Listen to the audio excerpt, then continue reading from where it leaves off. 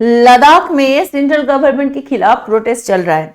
बहुत सारे लोग, लाखों के लोग वहां पे सड़कों पे उतर आए हैं। वैसे अगर बात करा जाए, ये तो हमारी इंडिया में देखने को मिलता ही है, जो कि अच्छी बात भी है, क्योंकि ये ही फेडरलिज्म की ट्रू एसेंस है, जहां पे स्टेट अपने बातों को सेंटर के सामने रख सकते हैं और उसी के हिसाब से सेंटर उसी बातों को सुन के अपने बिल्स या अपने एक्ट्स को बनाए, ताकि स्टेट की एडमिनिस्ट्रेशन में अच्छाई ला सके।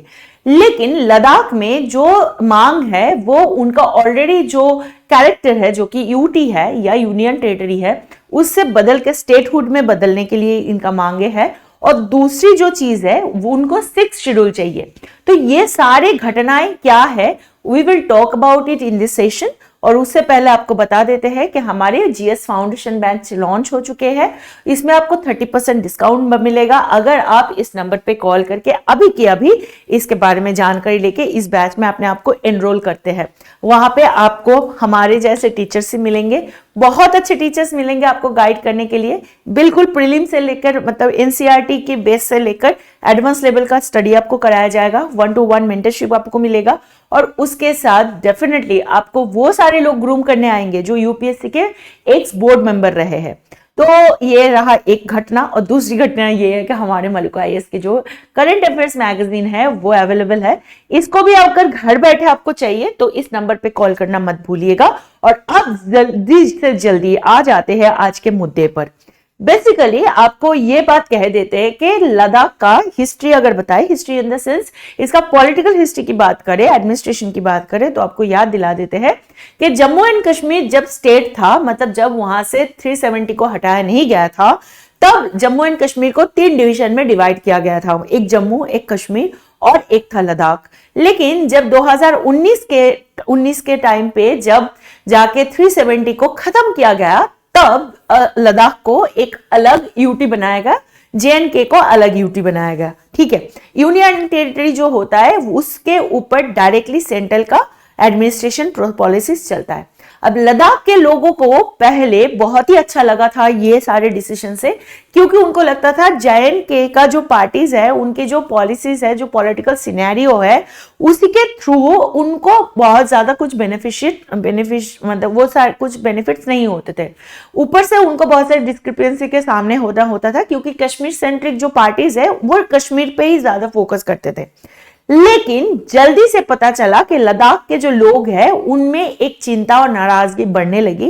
उन्हें लगने लगा कि उनका जो आइडेंटिटी है, कल्चर है, लैंग्वेज है, एनवायरनमेंट जो है वो खतरे में है और उन्हें किसी भी नॉन लोकल या इंडस्ट्रियलिस्ट से अपने जमीन और रिसोर्स को बचाना था।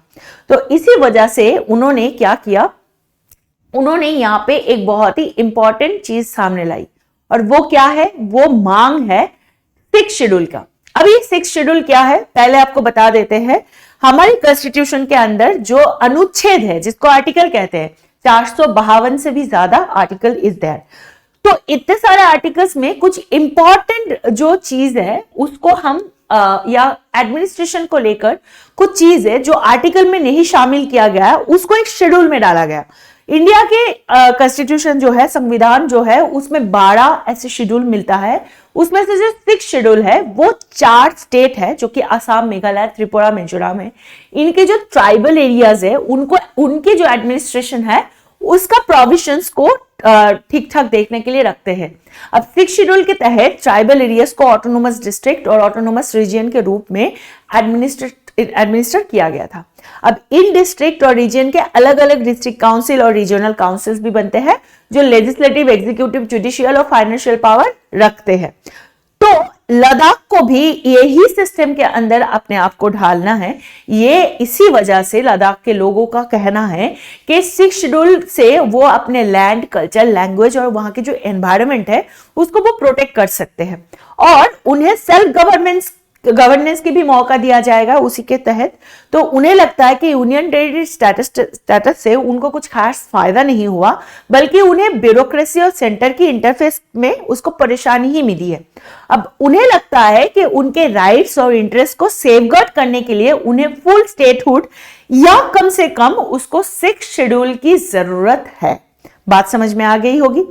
अब आपको बताते हैं कि वहां की जो परिस्थिति है उसमें कुछ इंपॉर्टेंट अगर इन्फ्लुएंशियल जो सोशियो पॉलिटिकल ग्रुप है, जैसे कि ले एपेक्स बॉडी और कारगिल डेमोक्रेटिक अलायंस, ये सारे इन सारे जो सोशियो पॉलिटिकल ग्रुप है इनका बहुत बड़ा रोल इसमें है। अब देखो यहाँ पे इन्होंने ले चलो कारगिल बंद ऐसे जैसे चीजों का शुरुआत की है। अब यहाँ के जो लोग हैं वो सब जीरो टेम्परेचर में भी सड़कों पे उतर आए हैं। इसके बाद होम मिनिस्ट्री ने एक हाई पावर्ड कमेटी बनाई है जो कि लद्दाख के डिमांड को देखने के लिए रिस्पॉन्सिबल है।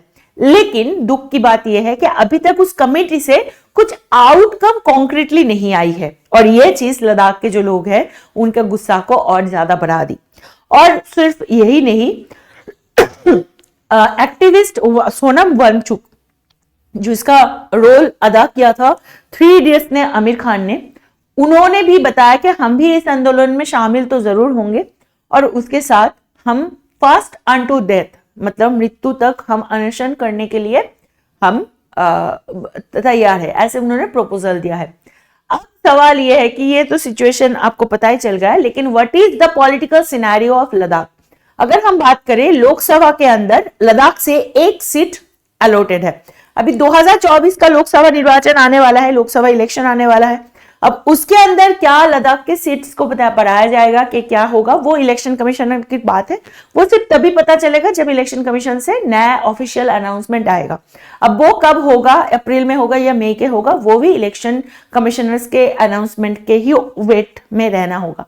लेकिन बीजेपी का जामयांग तेशरिंग नामग्याल जो जिन्होंने पहले जीते थे, वो भी इस बार भी वो ही खड़े हो रहे हैं उनके अगेंस्ट है रिंगजिंग स्पालबर। हाँ, ये है आईएनसी इंडियन नेशनल कांग्रेस से। लेकिन प्रॉब्लम ये है कि ये जो है ये बीजेपी के एक एमपी होने के कारण होते हुए भी इनके साथ लद्दाख के जो लोग हैं इतने अच्छे से जुड़े हैं। वो सेंटर के जो सारे एफिशिएंसी है उसके बारे में ये लोग बहुत ज्यादा ही मतलब गुस्सेलू है या इनको बहुत ज्यादा बुरा लगा है ये चीज से कि अब तक इनके कोई मांगों को सुना नहीं गया। ठीक है, तो बेसिकली आपको ये लग सकता है भाई सुनते क्यों नहीं है। एक्चुअली अगर गवर्नमेंट के प्रोसेस ऐसे होता है, थोड़ा सा लेट इसलिए होता है क्योंकि माना जाता है मानो कि एक स्टेट का सुन लिया तो दूसरा स्टेट आके फिर बोलेगा मेरा भी सुन लो, मेरा भी ये डिमांड है, हम अगर हमारे डिमांड भी पूरी नहीं होंगे तो हम ये करेंगे वो करेंगे। तो शांति व्यवस्था जो है पूरे इंडिया के वो खराब होता है, तो इट टेक्स टाइम। लेकिन हम ऐसे प्रो गवर्नमेंट बातें भी नहीं करेंगे। यहाँ पे एक ही बात कहना है कि एवरी वन स्टेट या गवर्नमेंट मतलब central government they should always be at a step जहां पे दोनों का के अंदर के समझौता एक बैलेंस में आए, वो बहुत जरूरी होता है फेडरलिज्म के लिए भी। तो बेसिकली यहाँ पे हम आपको बताएंगे कि ऐसे ही एनालिटिकल वीडियोस को पाने के लिए हमारे चैनल को सब्सक्राइब करना मत भूलना। आप अगर यहाँ पे सब्सक्राइब कर चुके हो तो नोटिफिकेशन बेल को भी दबा देना। हमारे सोशल मीडिया जो हैंडल्स है उस पर ज्वाइन कर लेना फॉर गेटिंग रेगुलर इंपॉर्टेंट जो सारे पीडीएफ या पीपीटीज या प्रेजेंटेशन है उसको पाने के लिए, so that you can get a very good guidance in your through out journey of UPSC.